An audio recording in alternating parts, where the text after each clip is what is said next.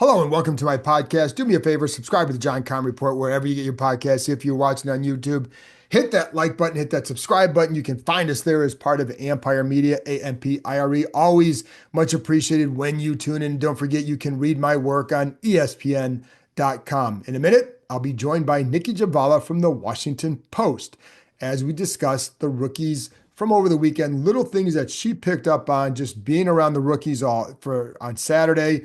Not just about what you see in the field, but maybe with some things you learn about them just by observations, right? So I've told you in the past, like what you learn sometimes about guys, like what the biggest thing I remember from Jaden Daniels last year is not so much what he showed in the field, it's what his teammates were all saying about him, having just met the guy.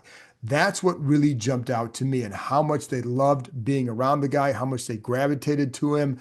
And that's when you knew, oh, okay, there's something different with him beyond what we see on the field. So those are a lot of times the things you learn through these rookie sessions, even if you're out there just for a little bit. So and we have OTAs coming up. We're not going to be at any OTA practices until May 28th. That's the first one we can go to. So we got a couple weeks in between then.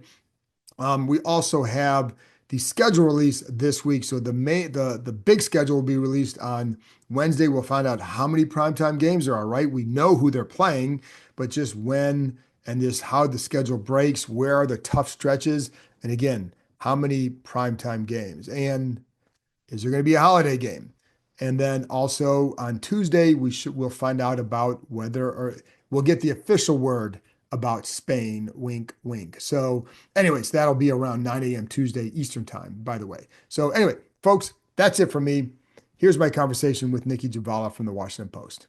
All right, Nicki. So you're my eyes and ears for the rookie minicamp, and it sounds like it was a scintillating experience. Like, Oh, an I have hour of no idea what you yeah. missed. But it is like there are little things that you can pick up there. And like last year, when you have a quarterback, those rookie mini camps are a little bit different, right? Because there's just a lot to learn. There's excitement of the rookie quarterback, and everybody's talking about him. A little bit different this year. How different was it this year compared to last year? Yeah, so didn't get to see a whole lot. It was an hour on the field. Um, it was a lot like watching warm-ups for an hour, which is fine. They can't do contact at this point in Right. the off season. There's not going to be a lot of live stuff. Dan Quinn said they wouldn't do any 11 on 11. They do like 7 on 7 at some point, but this is more about getting the rookies acclimated to the playbook and how they do things, how they operate, their expectations. And of course, they don't want to risk injury at these things. There's been too many instances of rookies getting hurt in rookie minicamp and then losing their first season. So they're right to be cautious. But in terms of what we can glean from that, I feel like anything you read online, frankly, is just an exaggeration of what is or was. Um, we can see how these guys look Right. physically. That's very clear. We can see some of their quickness. They're going half speed though, so it's not totally clear. And we can see how they interact with each other. We Right. can, you know, for receivers, we can see how they move, how they shift. Same with the backs. Um, so that's sort of the things that you're looking for is just generally how do they work together. Right. Um, Kind of like being at so Top Golf. right, yeah, exactly. Yeah. But so what were some, because again, like last year with Jaden, for example, one of the Hmm. big things I know we would talk about, but like what teammates Yeah. said about him, right? Like Right. that stood out to me as much as anything because well, you're going to see the talent on the field because you saw it on film, right? And there's certain Right. and as a running back, like Ja'Cory, like there's only so much you can show as a running back Right. without with that all you can do because he runs so Right. angry. Well, you can't run angry in rookie minicamp. Right. So, but you see other things when you're talking to them, the way, like you Yeah. said, the way they move. Yeah. So, what were with Josh Connolly? What was something that stood out to Yeah. you with him? Yeah, I would say first of all, this one was different because I think there was like inclement weather last year. So we were in the bubble Right, for the 2 days last year. So they would do some like half speed scrimmaging walkthroughs. So we could see sort of, his reads, his decision making. Right. There was none of that out there. This is you're divided up by positions and you're just kind of working with whoever else is out there in your position and your positional coach. So take, for instance, Ja'Cory Krosky-Merritt, who goes by Bill. That's right. Um, And why, can you explain? I know he has a video out there saying, but yeah, apparently he was at one point bald, and somebody joked that he looked like Little Bill, who's a cartoon. And the name Bill stuck. So he now introduces himself as Bill. Easy transition from Ja'Cory Krosky Bill. So Bill. It was only him and one other back, and I believe it was a tryout guy. I think I don't forgive me for not knowing his name off the top of my head. But it was only two backs with working with Anthony Lynn. The offensive line, obviously, they have more guys. So there's again limited on what you can see. But back to Josh Connerly Jr. I think the thing that really stood out to me is more of his mannerisms. How right, does he approach media? How does he work with the positional coach? How does he interact with some of the other players? You can see sort of that first step quickness. Again, it's going half speed, so you got to take what you see with a grain of salt. And you see his size. To me, he looked a little bit small, but like nothing too like nothing concerning by any means. It is more just he has a baby face and they might want him to add a little bit of weight, but I know he's like what 310 listed yeah, already. So but he acts and sounds like a pro already. Which I'm clearly that's one of the reasons they liked him. It's one of the reasons they like Jaden is he, right. does not seem rattled or fazed by sort of the pressures or obligations of the role. So I think he's a very impressive kid. And I say kid because he is super young. My Um, the reason I missed the rookie is because my son, who's the same age as Josh, was graduating. So it is funny because the older you get, like for each 1 year older, they look 5 years younger. It's just, you know what I mean? Like I yes. get one Yeah. year older, they always look even younger than they did the year before. So it's kind of Yeah. the joys I'm of getting older. I'm like twice the age of people and it's wild to me now. Like I don't feel that old, but I am old compared to these kids. Um, What do you think? but no, he's an impressive kid. I Yeah. know more about my age. I back to Ja'Cory Krosky Merritt. I thought one of the things that really stood out to him was his size too. Mhm. He's a big dude. Like he is a muscular back. He's not, sort of this, you know, and he shows it. He's got that shiftiness. You could see a little bit of his blocking ability, which was good. And he said he understands he needs to be a complete back and realizes, there's always ways that he can improve, but he's working on it. Um, I thought Trey Amos he's interesting too, obviously, because they could view him as sort of their future at cornerback, their present and future at cornerback. He moves really well. Coaches seem to love him just based on the feedback he's getting. There is, the report from your website about the back injury that may have caused him to slip in the draft. He seemed to move okay, but like, again, half speed, not doing much, hard to really know for sure. Is everything fine? We'll see.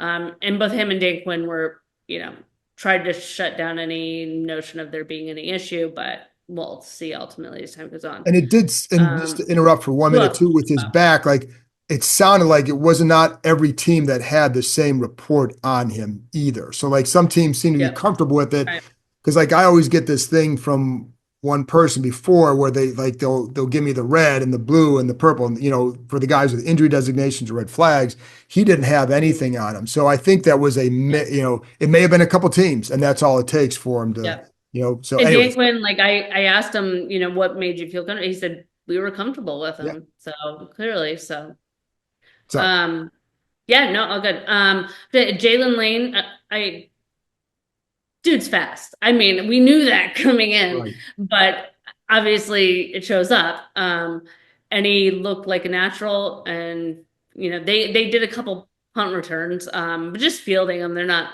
running. Nothing is live. But he just looked natural catching the ball. Trying to think who else, Kane who's the, who am I Madrano. missing? Madrano. Yeah, I actually admitted I didn't watch a whole lot of the linebackers, but we know he is fast, like, top of the pack fast for his position. I think the thing with him will be, can he develop? Can he get up to speed? I mean, they're good there for a year or so, but they definitely need depth at linebacker. So, um, yeah. And it's funny because the way one of the things that when Quinn talked about the rookies before practice and just like without didn't want to look too far ahead. And it seemed like that's obviously his approach with everything, right? And Yeah. I wonder, like, they're not worried yet about, well, talking about making the 53 or anything like that. It's only May, whatever, right? But I kind of like that approach where it feels like I think when they get with the veterans, that it would free them up to go out and play a certain way and not worry about making mistakes. Yeah. No, totally.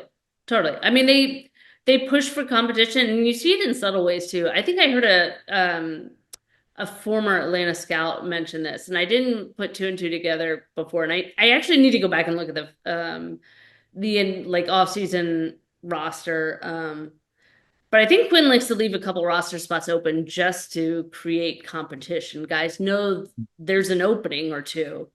They know there's a job to get. So it creates this mindset of, you know, yeah, I'm hopeful, but it looks like every spot's locked up. No, flat out there are two spots that can be earned, which I think is kind of smart.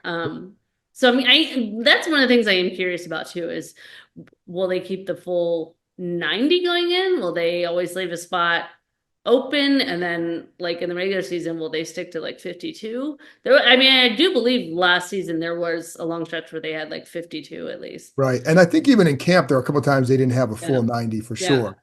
So, So and yeah, and obviously the big news, I guess, if there was any news, was Gabe Taylor coming out of there and just getting able to yeah. watch him and obviously a major, major long shot. And but I Yeah. think it just sounds like it was um, bring him in, give him a shot, and then Yeah. at least Yeah. everybody knows.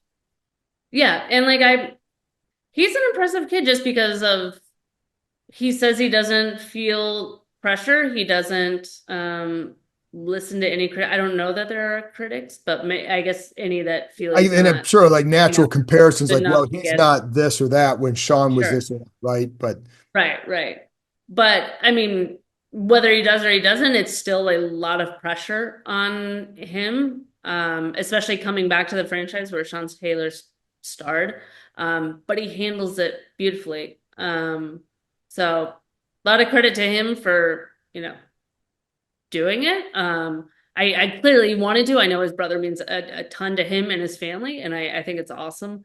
But it is nonetheless a lot of pressure, and The he one the deserves. one thing too, when you look at some of these guys, again, we're months from figuring this out, and things happen in the training camp. But you look at like Ja'Cory, for example, like if he does well, you got Brian Robinson, Eckler, McNichols, and Chris Rodriguez. And then it's Yeah. like, okay, if they do well, do they keep, do you start, at what point do you start to wonder, like, well, who is this going to affect? And then it's impossible to know now. It's an off-season discussion. Right. But, and it's, nobody is, a lot of times those things play themselves out. But like, it's going to affect somebody in that room if he does well, which is what they want. Oh, absolutely. Absolutely. And do you, Yeah, yeah, no, yeah. definitely.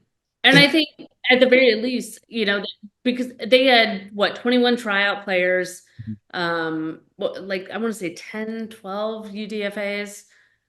The guys that don't make it, they got a good look at you. They got 3 days with you. So if they don't end up signing somewhere, they know what you can or cannot do, and it could, raise the prospect of signing closer to the season, depending on how the roster shakes up. and Um, so you never with know. with running back, how would you assess that room now with the addition of Ja'Cory or Little Bill? I mean, I think it's stronger with him, but to your point, stronger with whom exactly? Because he's not going to clear waivers. No, I don't think. I think I he, think people know what the talent. Yeah, I think people know the talent he is, and that, getting him in the seventh was deemed a steal because of the eligibility issues in the NCAA. So who you losing in the running backs room? Could they keep four? I'm not seeing, especially with the addition of Debo, who is sort of that hybrid player. right. I just, yeah. So I don't know. I And don't know. then it Could depends on he, like, yeah, the end of McNichols? Is it, might they cut Austin? can't imagine that he's the third down guy. You I don't know, think, I don't he know is that a they third have down, anybody but really you know, what's that? I don't yeah, know. no, I agree with you. I Yeah. totally agree with you. And It'd be more like, can he stay healthy? right, for sure. And But I mean, I'm not putting this out there. They're not, I don't have no opinion or no, anything. and I'm it's not, this is an sure. impossible thing to know at this point because it's Yeah, but you do wonder at some point, but listen, like this is what you want. You want to create a situation like, oh, could there be a tough cut at this position? And you don't always get, I exactly. think receiver is going to be like that too, where somebody with at least whether is does Michael Gallup make it, right? Now, Right, we're not going to get a chance to start seeing them until for a couple more weeks. But that's where it's like that's another spot where do they have six all-stars? Well, no, nobody does. But you do have some right, guys who could be interesting at the end of that receiver right. roster, right? And And that's that where was, special teams will come in. yeah, Special teams, can they clear waivers?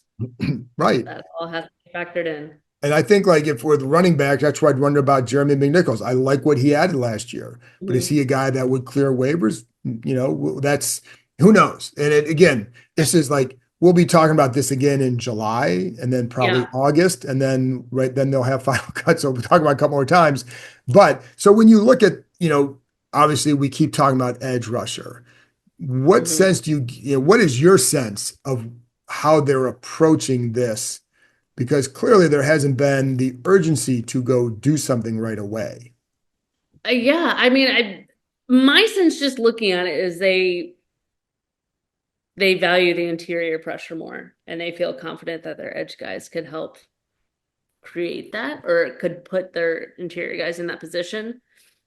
I still think they're going to add to that room. And now, like, is it gonna be trading for a star like Trey Anderson? I don't know. I could see them, a couple waiver claims maybe. I know Lance Newmark said at the end of the draft that they've had discussions with Sure. some veterans and are considering that. Nothing's transpired yet. Um, but I could see them adding to that room to again create competition, depth, whatever. But yeah, they haven't brought in that marquee player on the edge, so they clearly like the group that they have. And again, it's I don't know that that group is better per se, but I think we've seen where they do have a defensive line where it's all first round picks, and it just doesn't work. Right. So, in some respects, maybe this is the right approach. Get guys who know the expectation, know their role, play their role well, um, and know how to like position their top pass rushers, which right now appears to be their interior guys. Um, so I don't know. I don't. It's hard for us to say it's a right or wrong approach because we've seen, Right. you know, higher caliber players, and it just hasn't worked. So maybe this is right. Would you, because obviously the three big names out there that to me would make, if you're going to add a situational pass rush, you got Von Miller, you got Jadeveon Clowney, Yeah. and you got Zadarius Smith. And I know Yeah. like as of a couple of days ago, they hadn't been, I mean, the guys like Matthew Judon and Preston Smith, they hadn't been talking to at least as of several days ago, right? So, Right. do any of those like would those satisfy the cravings for that? I mean, they'd all be situational rushers, but Right. we're also looking in some cases. Depends on the price, and it Right, depends on, do they feel like those guys sort of fit their culture, much right, as I hate that word. But, like Von Miller's been on nothing but really pricey contracts. He's getting older, he's had health issues. You don't expect him to get that again, but you know, how will he fit in as sort of that, you know, specialist pass rusher mode? Same for the others. Is it They Right. have money to spend, but you don't want to, you know, just spend it for the sake of spending it. So, and I think the other thing you got to consider is how this roster was built. They have so many veterans on 1 year deals. What if one of these veterans wants a longer term deal? They're older, they've dealt with injury issues. Maybe the team will want to like reset in like on large scale, much like they had to this offseason, because they have so many guys on 1 year deals. So I think, and this is where I think Adam Peters is really good, is looking at not just this season, but 2, 3 years down the road. How do you want to continually shape the roster so that's good for the long term? And I that's don't know what if I answered your question. No, no, no. But I think that's an important part, though, too. It is because I think that's one reason why DeMarcus Lawrence isn't here because he gets a multi-year deal. They're not going to give him a multi-year deal, right? Because I think that's smart. I like that approach. I wouldn't want to get tied to any sort of contract for someone in their early to mid 30s for too long, right? Right, Especially if it's a little bit more expensive. right, right. So I think that's probably more the approach. Last thing too, then, well, two more things. One will be on schedule because that's coming out. But with Mhm. Quinn and some of the stuff he talked about, how much more sense do you get like the comfortness or comfortability with what they have here? I don't know if it's confidence. What Yeah. sense did you get from just talking to him before the practice about where they're at compared to even a year ago? Yeah, I think there is more comfort just in the process. I know he's a big process guy, so knowing that things that work didn't work, and especially getting maybe like he hasn't said this outright. He's an even keeled guy, so I don't know that he would feel it necessarily, but he talked so much about, the second go round as a head coach and the things he wanted to do, and he had this whole plan. Um, and I would imagine there's some relief on seeing that plan really work well. Because he did put a lot of thought into it, on things he would do differently if he got another chance as a head coach. A lot of them succeeded. I don't think he's blind to the fact that a big reason they had a lot of success is they have a really good quarterback. I'm sure that creates comfort and knowing Yeah, that position is up. Um, so yeah, he seemed comfortable before too. true. That's But true. I would imagine Jaden has a big Well, part of and that for I mean, everybody on staff. but it's funny because like it's funny to always talk about this team and not say what are they going to do at quarterback? Was this, it's just like now it's all Right, right. They got their guy, and right, this is right. what it becomes. We're talking about right tackles and seventh round running backs. That's what happens when you have a really good quarterback. Yeah, You know, yeah. I mean, It's it, a luxury. it's weird. It's still like you still have to kind of get used to talking about this. Like, and do you think Connolly would be more of a right tackle at this point? His body size and all that. He seems to Yeah, be they're not moving Larry so. Tunsil. And they're Yeah. not move Laramie Tunsil, but put him inside instead of right tackle. Oh, I think he's a tackle. I Yeah, he think he's a looks tackle. and Yeah. I and mean, Brandon has who are you gonna put at tackle? I don't I think he's more of a tackle than Brandon Coleman. yeah. I think Brandon's got that guard. I think Brandon can be a really good guard. So I do too. I do so too. last thing. So this is coming out with Tuesday morning, Monday night, Tuesday morning. We'll find out about Spain on Tuesday. Donde I está? I I don't think it would be unreasonable to, maybe start packing for an international Get your trip pass. to Get your Madrid. passports I mean, ready. I don't know for certain, but I think it's very highly likely, very possible. It looks pretty good. Get your passport ready just in case. We'll say Look it just. up. Yeah. But it I is. mean, I think this is, I mean, I say this anytime something good happens to the franchise, but it's true. I mean, the fact that they haven't gotten an international game in 9 years is both an indictment on their past 24 years and their current state. I mean, it's a remarkable turnaround in 22 months. I mean, that 3 years ago, that was not a team the NFL wanted to showcase internationally. So now they have potentially a $3.7 billion stadium at the site that most fans wanted. They'll host the 2027 NFL draft and potentially be going overseas. That's quite the off-season haul. Yeah. And then, So then of I course, think then that's an indication where this franchise is at. correct. And there, but it's funny because like for a while, it didn't look like this might happen. And, Yeah. Yeah. and I think I I think, thought it would I thought it would definitely happen in this year or next year. yeah. But yeah, there was some belief that yeah, And, maybe later. and I think But that if they had, I'm going to guess if they had their druthers, you'd like to wait just one more year and like yeah, just kind of get but used to your stature. But the league has a great product now here that they want to sell. And this is a great product to sell. I would rather be the road team going to Madrid Yes. Yeah. than wait and be the home team and lose home revenue. Right. So I think it's a fine setup for them.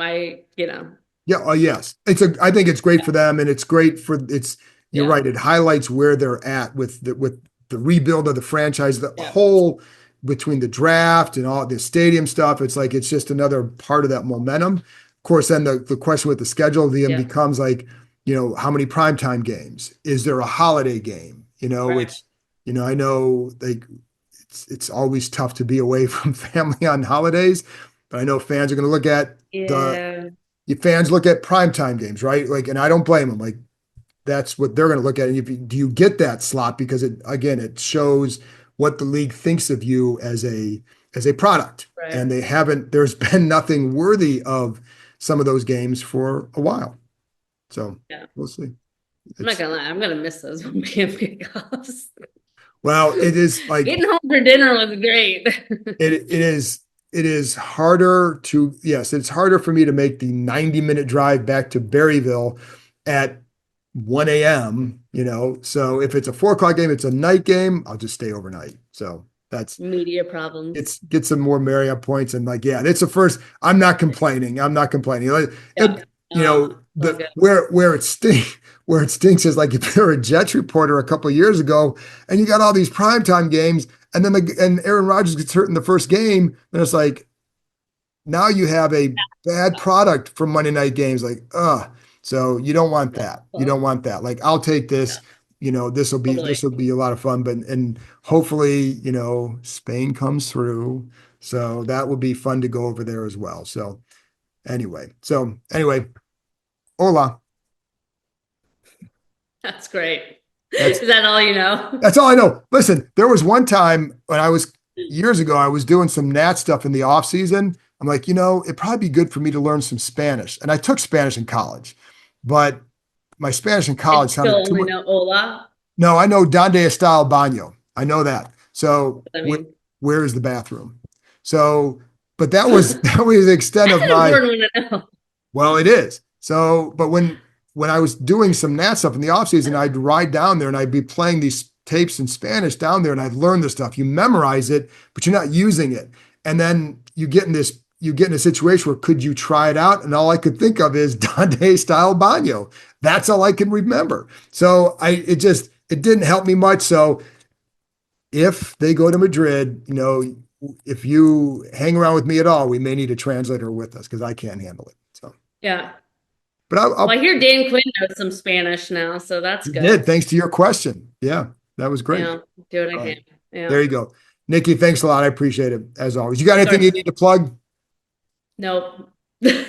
All right. Maybe no, I may have a couple stories this week. So if you wouldn't mind reading the Washington Post and keeping me employed, that'd be fantastic. Do Nikki a favor. WashingtonPost.com. Thanks, Nikki. Of course.